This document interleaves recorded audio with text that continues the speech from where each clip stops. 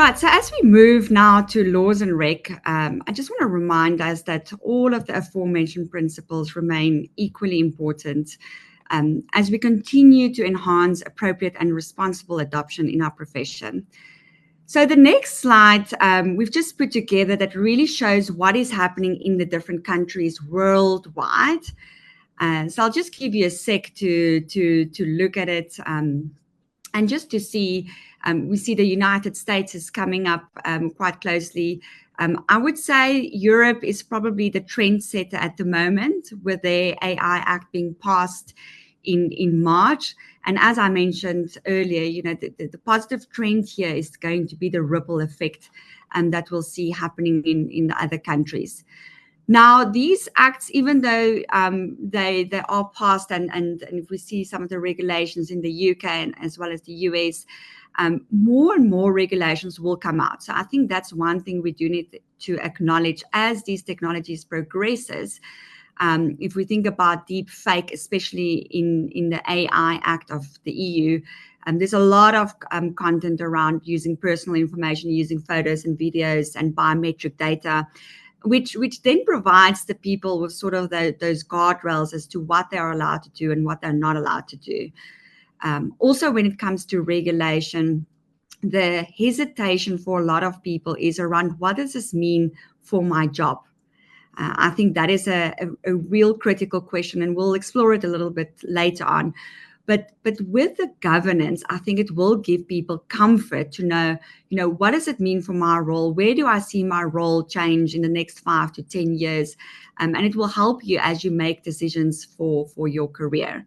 But as Tammy mentioned, it will be critical that we find that perfect balance when it comes to governance, because we don't want to hinder the advancements of AI in our profession. So we have discussed quite a bit on compliance and risks earlier. So Tammy has touched on the biasness, etc. But for a moment, if we think about in our profession, one of the key focuses is transparency.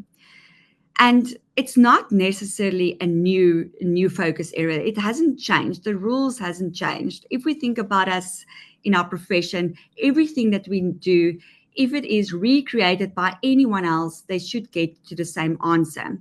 And so we need to demonstrate that these models operate consistently in the intended manner. Now, I'll refer to it as the typical audit trail.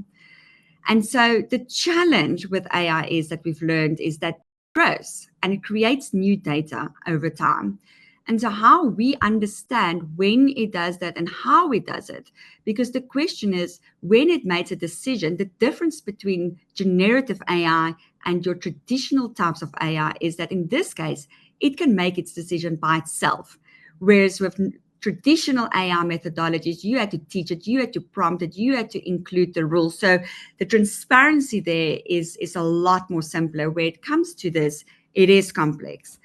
So understanding, and we see solutions coming out like explainable AI, which will support us and help us in how did this AI actually adopt, what information did it use to make a certain decision. So this is for me critical because working with our regulators and legislators, this is some of the concepts that we know is expected. And so we need to bring them along our journey, not just to sort of educate, but also to benefit the rest of us to understand what are our regulators' concerns, what are their expectations when it comes to integrity, quality, as well as that human oversight when we design and deploy solutions. So moving to the last section for this, before I hand over to Mzizi, is really around what does this mean for us in our CASA profession. So we spoke a lot about, all of the tools and, as Damien said, there's really exciting things that's going to be a game changer. I believe in the next 5 years, things will be fundamentally different to how we work today.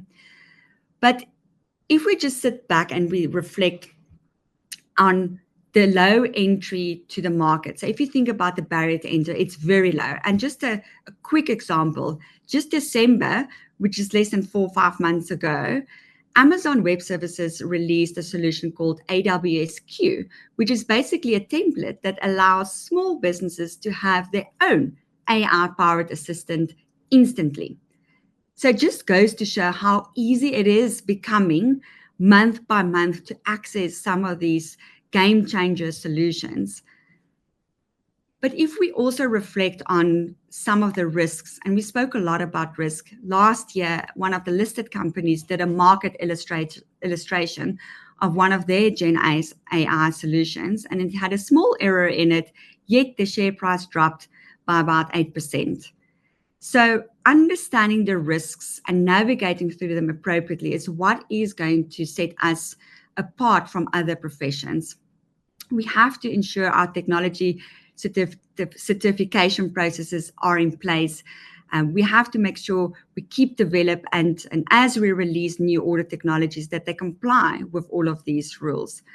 But more importantly, if we look at everything here, it is around also embedding a culture of appropriate use of AI in our profession. I really think that's going to be a critical part as we embrace this AI era.